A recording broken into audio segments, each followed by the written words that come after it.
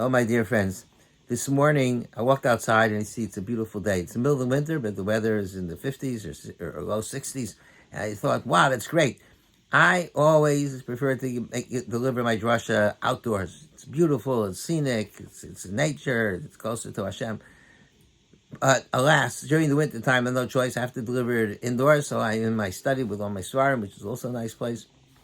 But I would have rather been outside. So I thought, okay, today I'm going to grab the opportunity. So when I was ready to record, open my porch door, take my chair, and lo and behold, I hear all these banging noises, banging and sawing. What is it? My neighbor is having his roof redone, and they're right behind. You see the house right behind me, and there's these two roofers. I don't know if you could see them walking around. I don't see them this moment, but you'll probably see them later. They're walking around on the roof, banging and sawing and this and that. Can't do it outside. I was very, very disappointed. And especially since I had already planned a segue from the fact that I'm outdoors and the trees are still bare and barren, that it worked. It flew right into it went right into my drasha, and I'm stuck. Now I'm back indoors. I was really disappointed.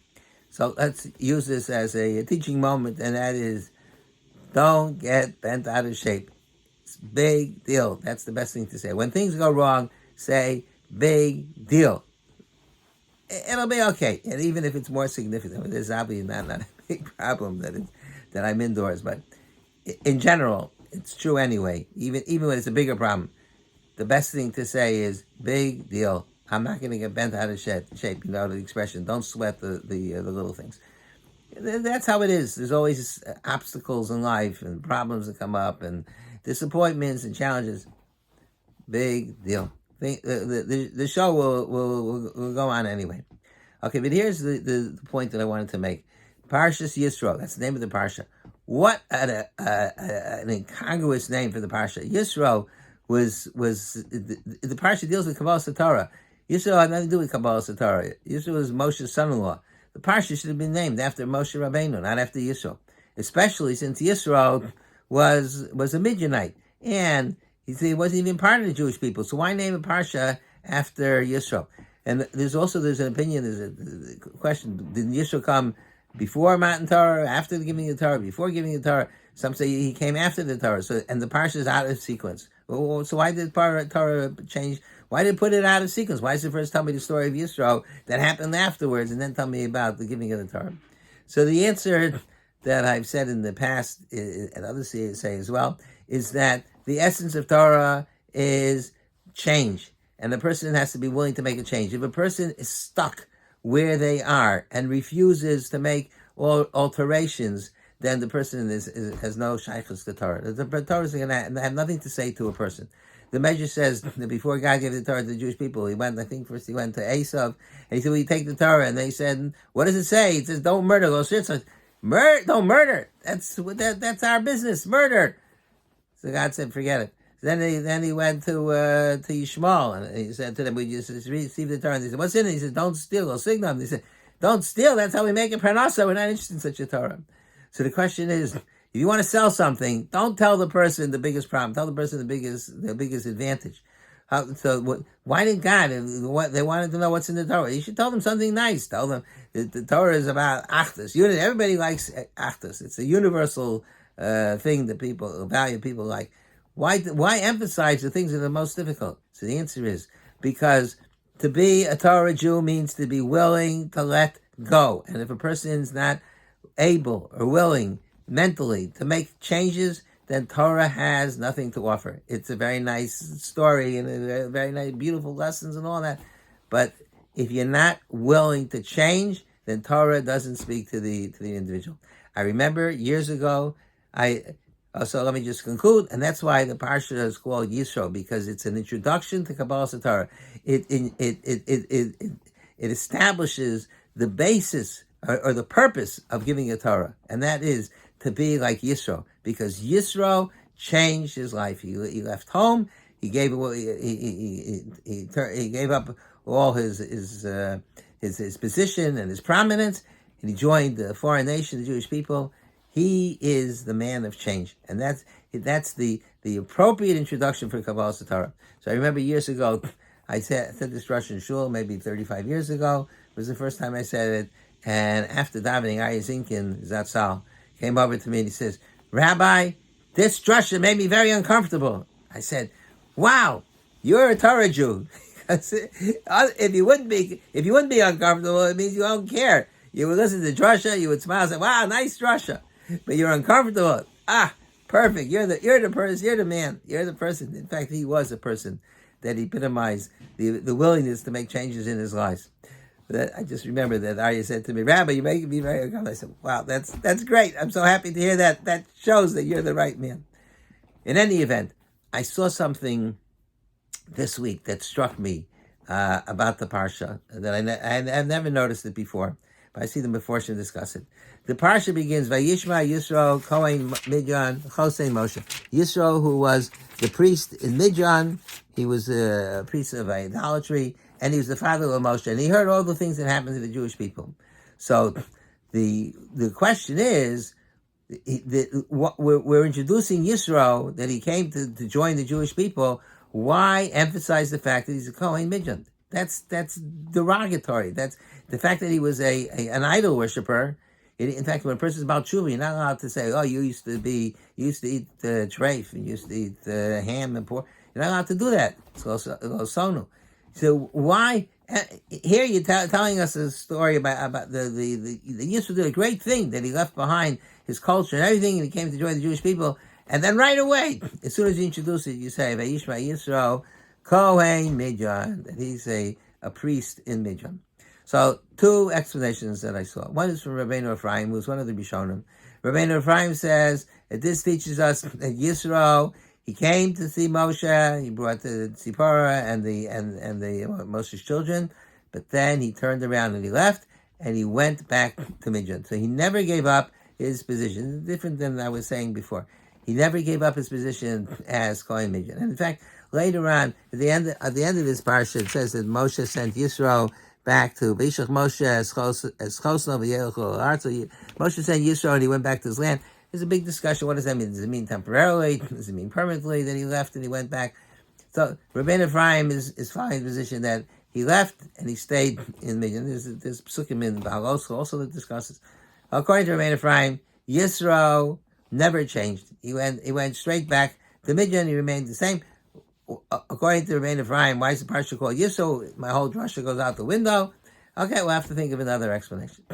But the other thought is, this is something that I was thinking, when I saw Rabbeinu Ephraim, I thought of this this morning, but I see it's the Orach Chaim HaKadosh actually expresses it as well. I mean, not as well. He thought of it first, and I'm just restating it. And that is, that the Torah is telling you the greatness of Yisro. That even though he was a Kohen Midyan, he was a high priest in Midyan, and he was in charge of all sorts of Avodah Zarahs.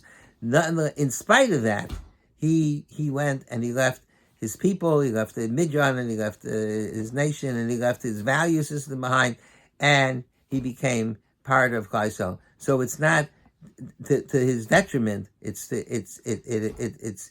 commendable. It shows his greatness that he was willing to transform himself and become part of Klal Yisrael. So I want to add a thought to this. If you knew Yisro beforehand, like when he was still Kohen Midyan, when he was still committed to idolatry, and you were talking about, like what? Let's say you were already committed to Torah Judaism, and you talked and you saw this fellow Yisro. What would you say about him? You would say he's hopeless. There's no good is going to come out of Yisro. He's an idol worshiper. He has no Jewish values. Even though he's Moshe Rabbeinu's father-in-law, but he's hopeless.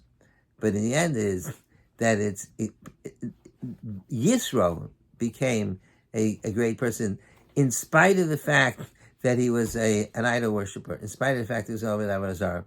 And the lesson that I want to draw from here is never give up. I mean, I've said this many times. Each time I have a different way of packaging it. But the lesson is never give up hope on anybody. If Yisro, who was the high priest in Midron could join Klal Yisrael, and the introduction to Kabbalah Torah is the story of Yisro, then it shows that anybody could achieve greatness and never write people off. So I said, I had a segue from what's going on outside. The trees are bare. I spoke about this week, it was Tu B'Shvat. The trees are bare. We celebrate Tu B'Shvat in the middle of the winter. Tu B'Shvat is Chag HaYonos. It's the holiday of the trees. There's not a leaf on a branch on Tu B'Shvat. Why is that the time to celebrate Chag HaYonos? The answer is because the Gemara says that already in Tu B'Shvat, the sap is already rising up through the tree, and even though you don't see it, but it's there, the potential is there, and that's already time to celebrate. So I was going to point out, you look at the leaves, at the trees outside, that's why I wanted to be outdoors, but you can see the trees anyway, but it's not as good a view. Okay, we'll take it anyway. The trees are totally barren, and if somebody didn't know better, they say, there's no hope for these trees, they're all dead as a doorknob. No good is going to emerge from these trees. If the person not familiar with the seasons, the cycle of seasons, the dead trees, get rid of them, cut them down, use them for firewood. But these trees, you just wait. Now it's the middle of February. Just wait till the beginning of April, and you'll see beautiful leaves all over the trees, and everything is transformed. And that's a terrific lesson for a person, that don't give up hope, because inside there's always tremendous potential. It just has to have a point of where it's able to emerge and have an impact. I was on the phone yesterday. This is why the drasha developed in my mind. I was on the phone with somebody, an old friend who taught with me in yeshiva in Brooklyn. When I first came to Edison 40 years ago, I taught in yeshiva in Brooklyn. It was a yeshiva for kids that were, I don't know if they were Shomer Shabbos or they weren't Shomer Shabbos. They really would have been in public school, but two very devoted people started yeshiva for them in Brooklyn, and they hired me to be the 10th grade Rabbi. That was a colossal error, because I had no experience being a Rabbi, and I didn't know how to deal with these kind of kids. And I just got frustrated, and I stayed 1 year, and then I left. I decided I'm not cut out for being a high school Rebbe. But these kids had such negative feelings towards Yiddishkeit, and they were so, their values were so wild and so far off. And even though the world today the preachers in the world today is keeps on escalating, but even then, I mean, they were into lots of things that were completely inappropriate and not Jewish. And I wrote these kids off. I said, no good is ever going to come out of these kids. So I was speaking to one of my co-rebbes yesterday, and he starts telling me, this one, he has 7 children who are going to study yeshiva in Lakewood. And this one, his kids are now living in Eretz Yisrael. Oh, and this one, he retired and he joined the kollel. And it's like mind-boggling. All these guys that 40 years ago, I thought no good's going to come from these kids. And it's unbelievable. It's just remarkable. And that's the message of Vayishma Yisro Kohen Midjan.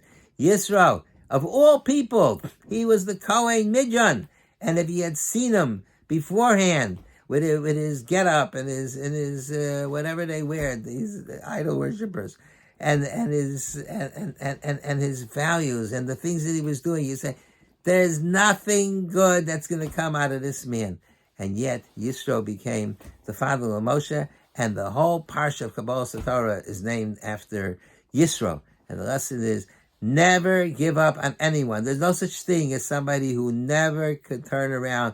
Everybody has great potential. And that's what Torah offers to the Jewish people, and Torah offers to the world. And that is the ability to change and transform oneself into an entirely new individual.